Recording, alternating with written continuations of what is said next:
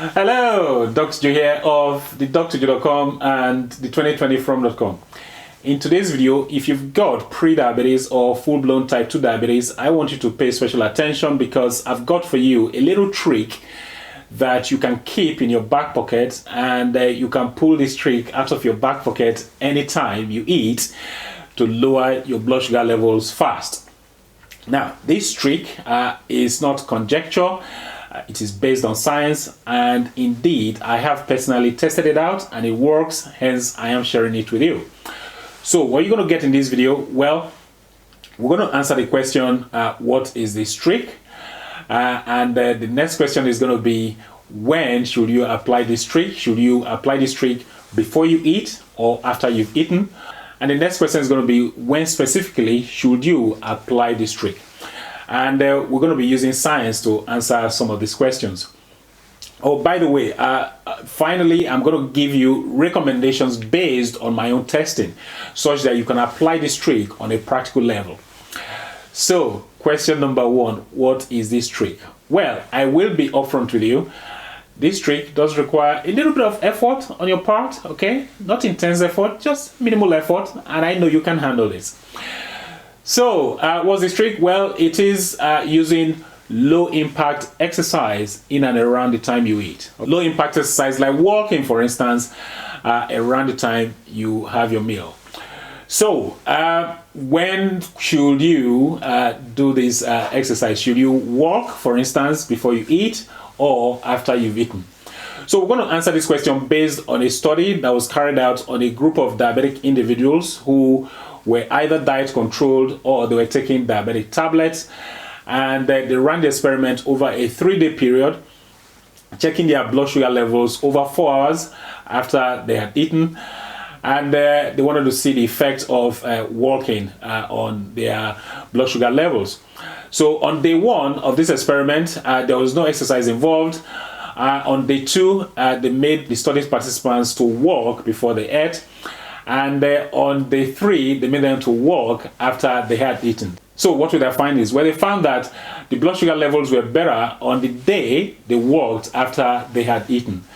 They were better than the day they walked before they ate. So on that basis, they were recommending that walking or exercising, like walking after you've eaten, was better for your blood sugar levels than walking before. And here is the study. It's titled, Postprandial Walking is Better for Lowering the Glycemic Effect of Dinner Than Pre-Dinner Exercise in Type 2 Diabetic Individuals. Okay, so that was that study. So the next question is, when specifically should you exercise after you've eaten? Now, we're going to answer this question based on a Chinese study where they randomized diabetic individuals, and they made them to exercise 30 minutes after they had eaten and 60 minutes after they had eaten, and they compared the results. And what they found was that there was hardly any difference between starting the exercise 30 minutes after eating or 60 minutes after they had eaten. And here's the study. But by the way, they felt walking at 60 minutes or exercising at 60 minutes had a slight edge, but the difference was not significant. And here is the study title. It is titled, like I said, it's a randomized control trial. It's titled, The Effect of Moderate Exercise for 30 minutes at 30 minutes versus 60 minutes after dinner on Glycemic Control in Patients with Type 2 Diabetes, a randomized crossover self-controlled study. So there you go. Not much of a difference between walking at 30 minutes or starting the exercise at 60 minutes after you've eaten. So based on my own testing, here are the rules or my recommendations for you to apply this on a practical level. So I've titled it Rules to Lower Blood Sugar Fast. So what I have said here is walk after your meals, okay? Dinner at least. Ideally, you want to do it after your breakfast, your lunch, and your dinner, but I know that that might not be practical for everybody because some of us are at work, so it might not be a practical thing to do. So at the very least, apply it to your dinner. After you've eaten, just walk, okay? You can go outside to walk, but sometimes the weather is not very good, so you can walk within your property. So that's one way out. Now, if you really want to get serious about this, what you need to do is get yourself a treadmill. That way, you're guaranteed to do this all of the time, okay? So get yourself a treadmill. It doesn't have to be an expensive one. Just get one and walk. I'm going to tell you for how long shortly. Now, the other thing I've said here is that you can also ride an exercise bike. If you don't want to walk and you've got an exercise bike at home, then ride it, okay? Now, the next question is when should you start? I would say after you've eaten, just rest a little bit and then start your exercise, like walking or riding your bike, at 45 minutes post-meal, okay? So start at 45 minutes. For how long? Well, I want you to walk or ride for 30 minutes, okay? Remember, it's low impact exercise.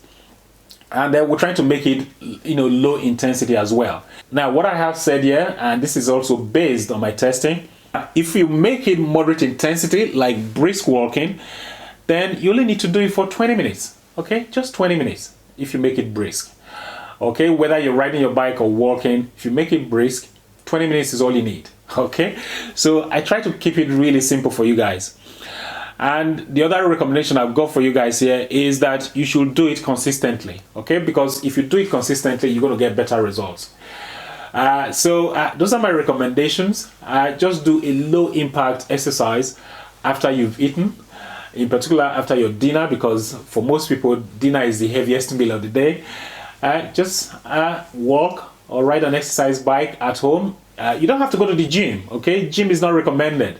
You either walk on the street or walk at home within your property, and you're going to have better blood sugar levels, and you can test it out for yourself 2 hours later after you've eaten, and you're going to be fine. So hopefully you got some value from this video. If you did, please give the video a thumbs up, please like the video, and also please share this video with your friends, family and colleagues. If you've got any questions, any comments regarding this video, go ahead, leave your comments down below. I think that's about it. Until next time, this is Dr. Joe signing out.